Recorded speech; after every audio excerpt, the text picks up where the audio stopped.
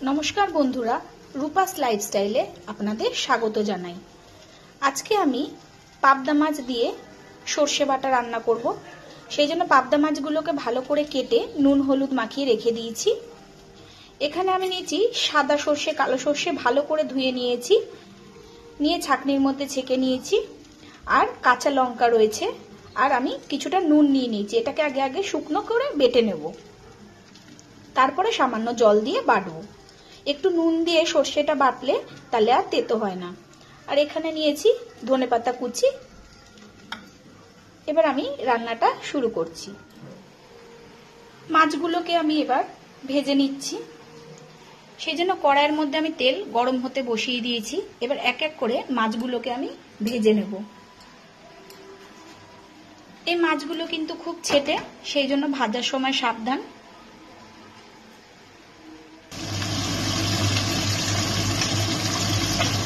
মাছগুলো খুবই ফাটছে।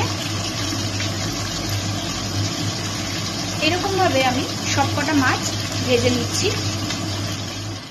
দেখুন মাছগুলোকে আমার ভাজা হয়ে গেছে। সরষেটাকে আমি বেটে নিয়েছি, সাদা সরষে কালো সরষে আর কাঁচা লঙ্কা। যেই তেলটার মধ্যে আমি মাছ ভেজেছিলাম তার মধ্যেই আমি কালো জিরে ফোড়ন দিয়ে দিচ্ছি। খুব তাড়াতাড়ি হয়ে যায় এই রান্নাটা, ঝামেলা ছাড়াই খুব তাড়াতাড়ি হয়ে যায়। কালো জিরেটা ফোড়ন দেওয়ার পর এবার আমি এর মধ্যে বেটে রাখা মশলাটা দিয়ে দিলাম।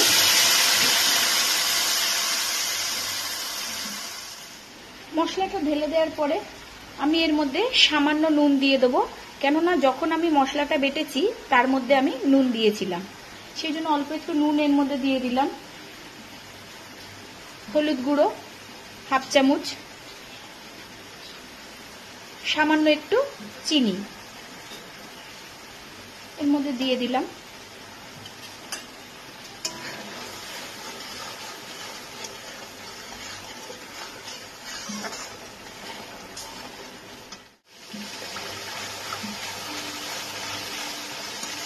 মশলাটা একটু ভেজে নেওয়ার পর এবার আমি এর মধ্যে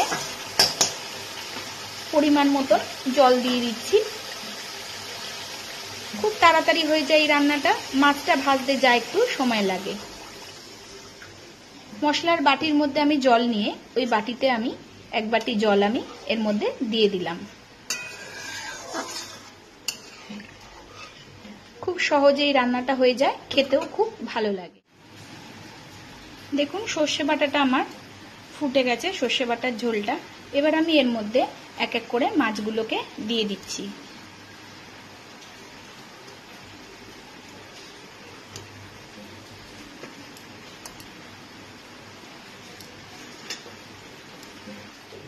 পাবদা মাছের সর্ষে বাটার ঝালটা আমার হয়ে গেছে। এবার আমি ওপর দিয়ে কিছুটা ধনেপাতা কুচি দিয়ে দিয়েছি। এবার আমি নামিয়ে নেব। এটা খেতে খুবই ভালো লাগে, খুব তাড়াতাড়ি হয়ে যায় এই রান্নাটা। দেখুন পাবদা মাছের সর্ষে বাটা দিয়ে ঝালটা আমার হয়ে গেছে।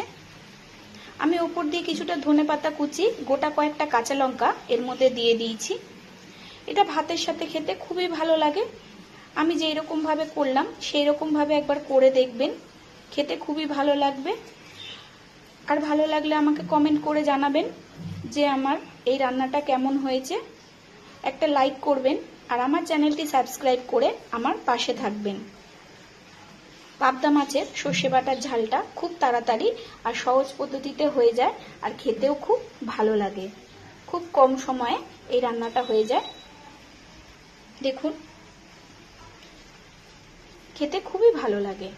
একবার এইরকম ভাবে পাবদা মাছটা করে দেখবেন।